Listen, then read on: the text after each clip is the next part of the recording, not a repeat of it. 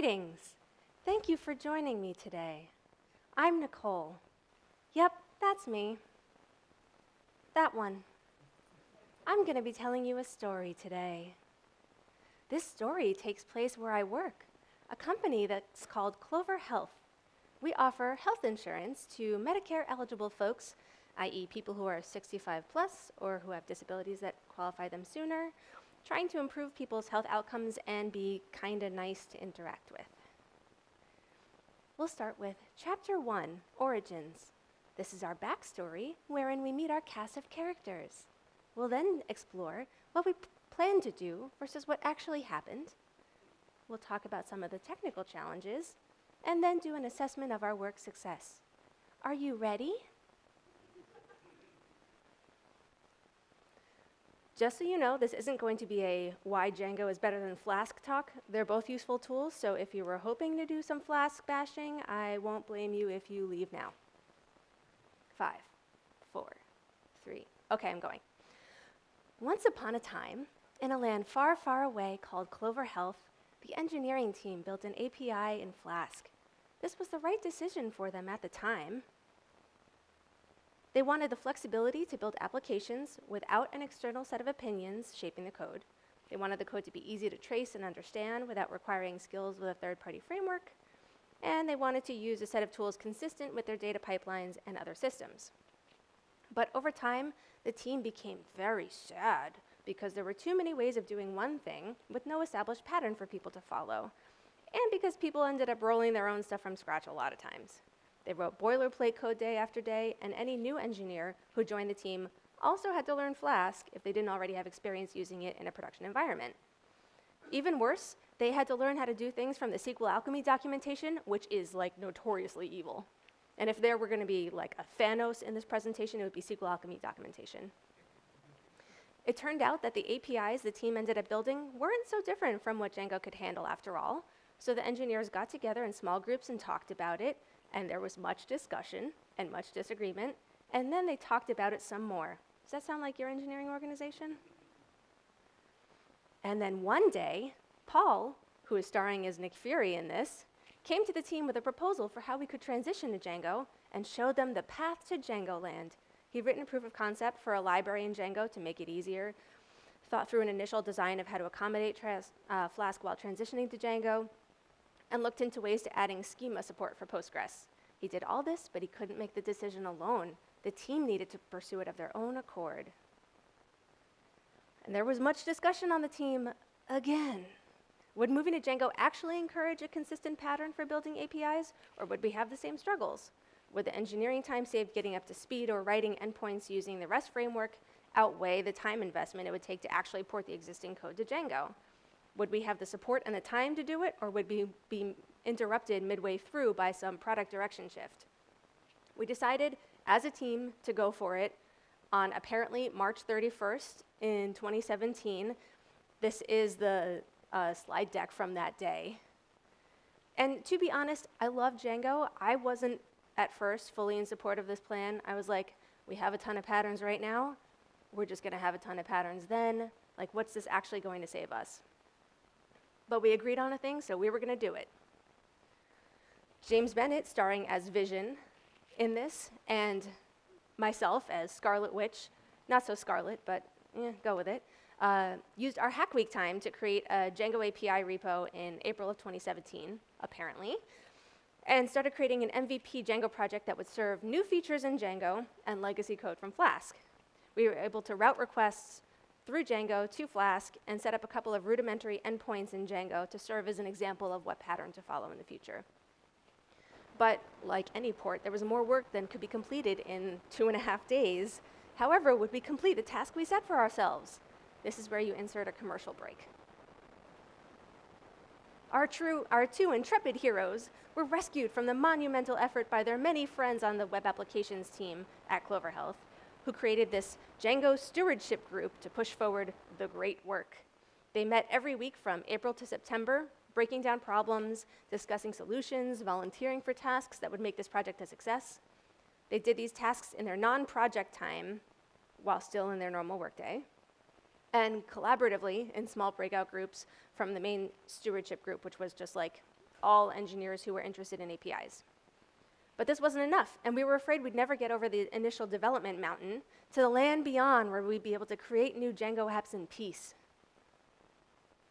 2 engineers in particular, Santiago, who's playing Hawkeye in this, and Rohan in the role of Black Widow, were staffed on support engineering / this thing called reliability support. I'm not sure if you all have this at your organizations, but this was a project that engineers rotated onto for a period of time where they were responsible for triaging bugs, handling outages, upgrading packages, etc.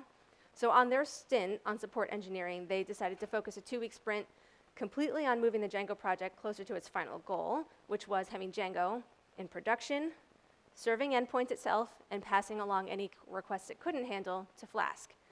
They got buy-in from the managers of the team and set out tackling one hurdle after another. I could go into all the struggles that they faced during those 2 weeks, but that would be like its own talk in itself. So suffice to say, they faced many struggles and setbacks, but they pushed the work forward, getting us like 90% of the way there. And when the sprint was done, they sat down and went, and the stewardship group picked up the mantle again and got the project the final distance to production. So if that was a lot of talking with just some random Avengers photos for you, here's the TLDR. We got the whole team discussing and got some alignment. We used Hack Week to get the ball rolling, a stewardship group to break the project down into bite-sized pieces and take some of those off. We got like 90% of the way there with a sprint by 2 engineers, which like is not so bad. And then the stewardship group got the rest of those like odds and ends that were preventing us from getting to production. Cool? Backstory? Good. Chapter 2, the royal plan and the reality, or what we intended versus what we actually did. The plan was to port over time. We would find and share good patterns for incremental porting, any greenfield projects in Django whenever possible. Small updates to the Flask API could stay in Flask, but major refactors should be porting to Django. The idea was that if you touched a legacy Flask app, port it if at all possible, and make sure to include that in the project scope of work. We wanted to make Django flexible enough to handle the way that Flask works, so that we're only really developing in Django, and let Flask remain as it is and not sink further effort into developing it anymore. The reality, port over time. We didn't actually end up like finding good patterns and getting a system for sharing them. Mostly we settled on, let's make a decision and stick with it, which it's not quite the lofty goal we were going for, but like it's effective and practical. We do actually do any greenfield projects in Django for the most part. Small-ish updates to Flask stay in Flask, although the definition of small is somewhat malleable. And refactors, large refactors, we do port to Django.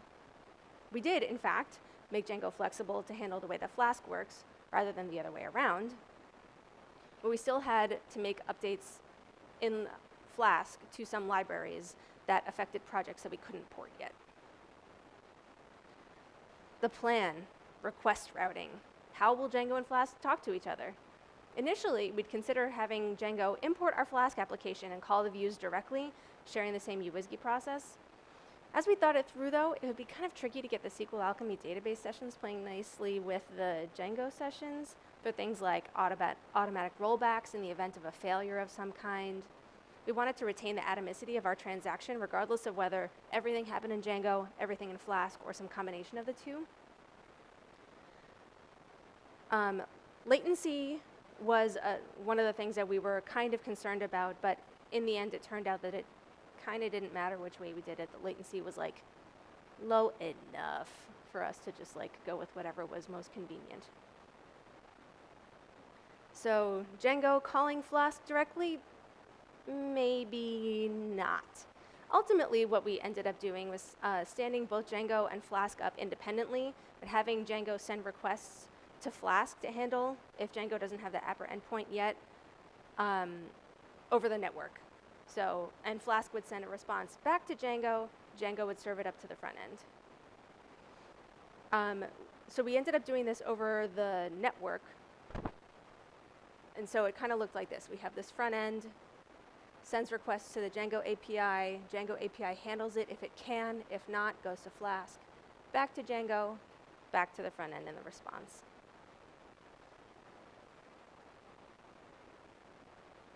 And the requests to Flask were only in the case that Django would otherwise be raising a 404. My grand vision was unidirectional flow. This was a sanity measure I felt was really important to make it easier for us all to understand the relationship between Django and Flask. Django might ask for data from Flask when it needs it, but I didn't ever want Flask to call into Django to get info. That way, to me, like madness and just constantly calling each other in this infinite recursion that sounded terrible. So rather than having Django ask for Flask and Flask ask for Django for info, which we imagine would get messy, I kind of railroaded this through our team and was like, Django asks Flask for info, Flask must remain isolated and not ask anything of Django. Flask should only serve information to Django. That means for some tools that were used by both Flask and Django, we ported the tool but still had to maintain it medium term in Flask as well. I felt like duplicated code was easier to reason about than have Flask and Django interdependent. What do you know? We actually stuck to something for the most part. It was something of a struggle when tools were written in Django and someone wanted to use it in Flask, but we stayed strong on this one with one exception. When I was doing my test run of this talk for folks at Clover to get feedback, one of my coworkers did a, well, actually, there is one place in Flask that calls Django. But it's only one, and that's pretty good over like 2.5 years. He felt it really important for me to caveat this, saying, like, we only did this because that is like slated to be pulled out on its own in the near future. We worked closely with like the authors of those services to ensure there was no circular dependency, and like didn't make the decision lightly. He must have like seen the disappointment on my face. So in general, this does mean that we still have tools that exist in both locations, though, and we have to make sure that we have like feature parity between them. The plan was to use the same database, so there'd be no duplicated data. We still have one complete source of truth, and there was less to stand up and maintain. In reality, we did end up doing that. We have no duplicate data, but we have to keep structure consistent across Django and Flask models. We have our one source of truth, but we have a multitude of ways to write to a table, and potentially locks. We have fewer databases to maintain, but it is a hell of a thing to manage it. Some of the challenges were, as I mentioned, keeping consistent models in both applications, making Django schema aware. That was a thing that we knew that we would have to do, but didn't realize it was going to be such a pain, because our databases use schemas like this stuff comes from the public .table, or like this stuff comes from data from our internal apps .table. And so now we needed Django to support that as well. Fake migrations ended up being a huge pain. We had to like write pretty extensive documentation to explain it so that other engineers who were not us would like understand it when it came time to write a migration. So the first time we migrated, the first time we wrote a migration for a table in Django, we ran it with like --fake, like manage.py safe migrate, or like manage.py migrate --fake, to say like, pretend like you actually ran this thing, but the table's actually already in the structure, so don't actually worry about it. And then after that, all migrations had to be handled in Django, so there was no ability to like manage back and forth.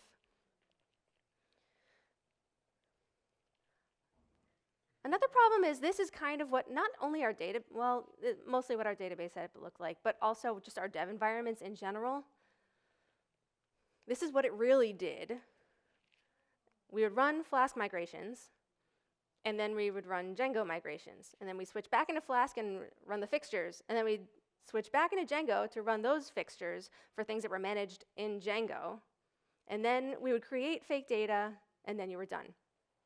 But that only got more complicated over time. So here's a glimpse into our makefile. where on line 296 you see refresh DB to get our local dev database set up and containing fake data. We run migrations on the Flask app, and then fixtures on Flask app, and then switch to Django to run migrations on Django on line 297, and then run fixtures in Django, and then back to Flask where we create random data, and then switch back to Django again to make more data, and then stripe data, and then add local user stuff. And so it's okay if everything works right, but so many things could go wrong, and it's not really desirable.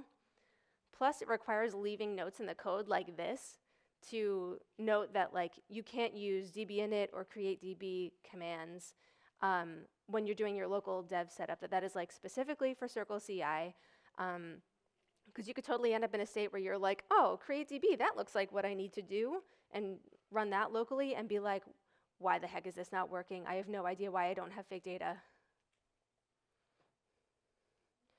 Another part of the plan was just to have Django do authentication of the user and then construct and pass a Flask user object to the Flask process and use the same user table defining permissions and stuff like that.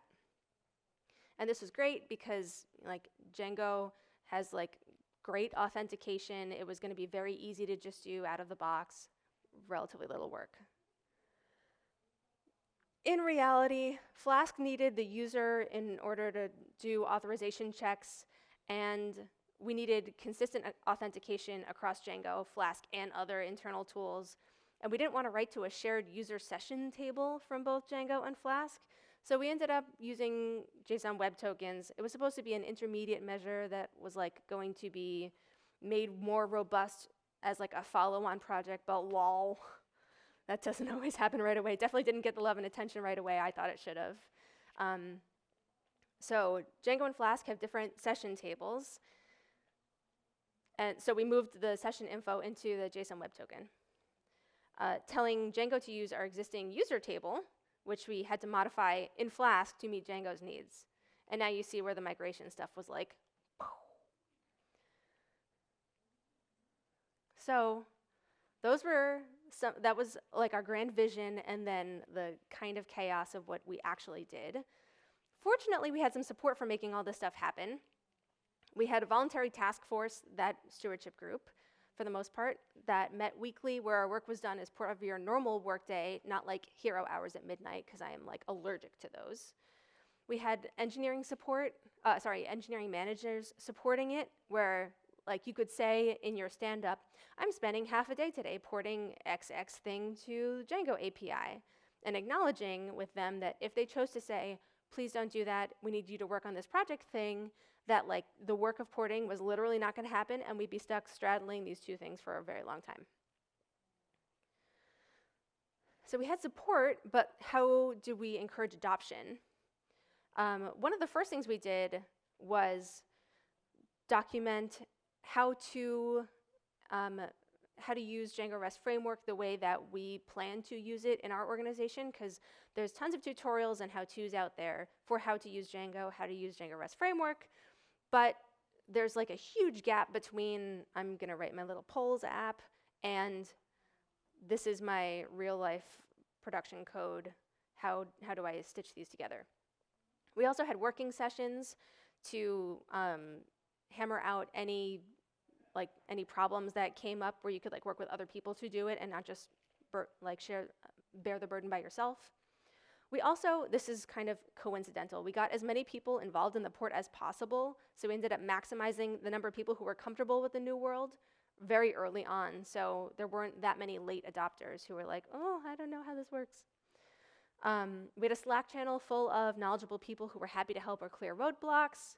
There was a GitHub group to review your code once it's ported or make suggestions, and there were office hours where you could get help right away. Cool. So 6 months later, everything that's crossed out was done. Authentication was handled, albeit with this intermediate solution that wasn't as robust as we wanted. We'd taken care of event logging. There was an internal tool that we ported that was for like obtaining member attributes. That was like a core piece of the things that we needed to support, and some basic functionality for logging interactions with members. The one thing we didn't totally finish getting to during that 6-month period that we had planned to was this internal library for tracking temporal data. It was like 90% done, just needed a few little tests here and there, but we all know that that last 10% is like, takes forever. But still, that's pretty good. Okay, so this is where the plot thickens, right? The technical challenges, the meat and potatoes. The intermediate step of JSON web tokens was is still kind of a pain. It took us like 2 years to actually do it the way that we wanted to do it, where we had consistent authentication across all of our tools. Another problem was that some things worked okay as they were in Flask, so we never ended up porting them. Because if it ain't broke, don't fix it. There's also things that were too big to port. So like, you needed to make a specific project in order to do it, if it's valuable enough to spend the time on. We also had to balance business needs, expedience, with the desire to write only in Django. We had more internal tools to port still, and migrations are still a huge pain. But then, plot twist, over time, the team generally arrived at the idea that microservices would make our lives better, and because there was so much tied up in one monolith, it made things too interdependent, made teams reliant on each other before they could ship anything. And no, we weren't living under a rock before then.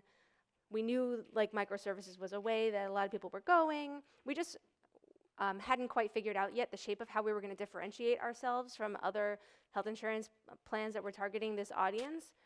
So it would be like a little preemptive to start breaking things up when we were like, what is our product, really? So now that we'd had a better idea of what it looked like, it made more sense to start breaking things out into these smaller separate services. But then what happens to our beautiful Django API? We don't want it to be sad. Well, it's actually alive and with us today. We have tons of writes to the repo and regular deploys. It spawned a lot of patterns that we began using when we broke out our little microservices, our little baby Django services. Some of my coworkers created this library called Temple Django, which naming, whatever.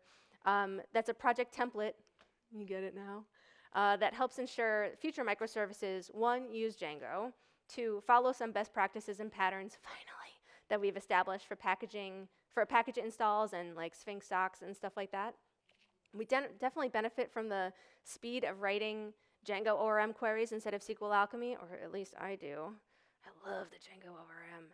And we get all the confidence of Django, like security, right out of the box. Some of the drawbacks are that some things may always live in Flask, and this complicates our dev environments. We have to run like 8,000 services at a time. Our fixtures and our fake data are still complicated. Surprise, Django also has many ways to write views. And some patterns, we still don't use the out-of-the-box Django way, like for unit tests, even though one of the reasons that we wanted to switch was like, give us some principles. So where does this leave us now? We're still supporting both. We're having thorough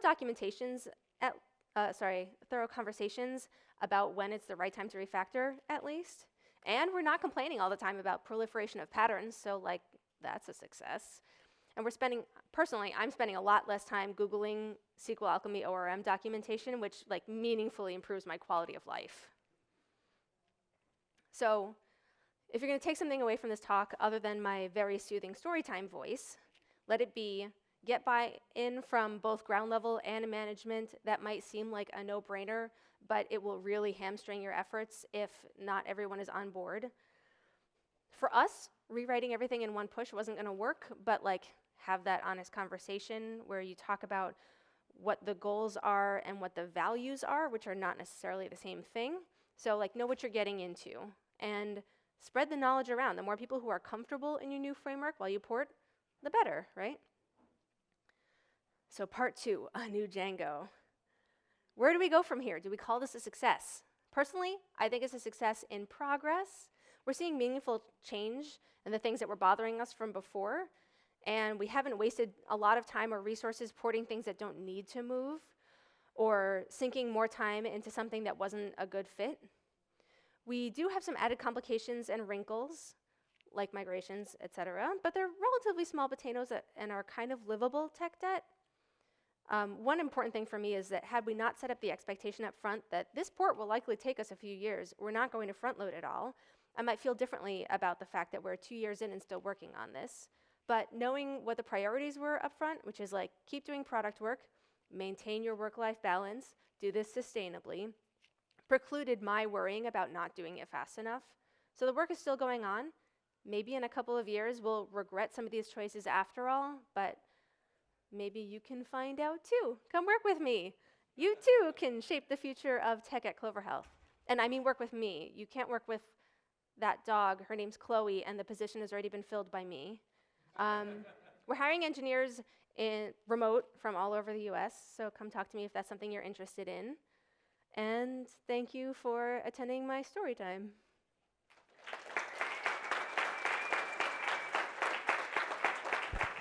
Hi, I just have one question. I mean, while you were porting the APIs from Flask to Django, was it considered that you could have just added an Nginx layer on top of these two and then use the configuration to read out the API endpoints to Flask as well as Django while slowly migrating APIs from Flask to Django?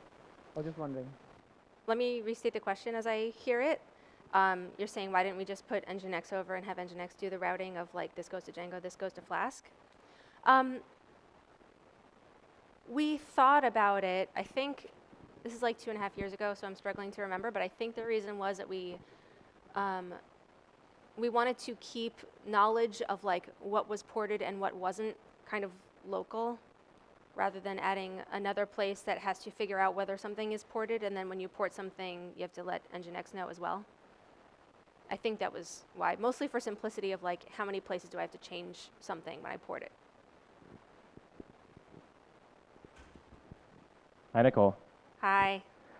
Given the dance you ended up having to do with JWTs and the fact that some things never moved off of Flask kind of as a result of the setup, looking back, do you and the team still feel good about having the kind of Flask routing happen over the network as compared to a code base you and I used to work on where Django was kind of a wrapper around the old legacy code base?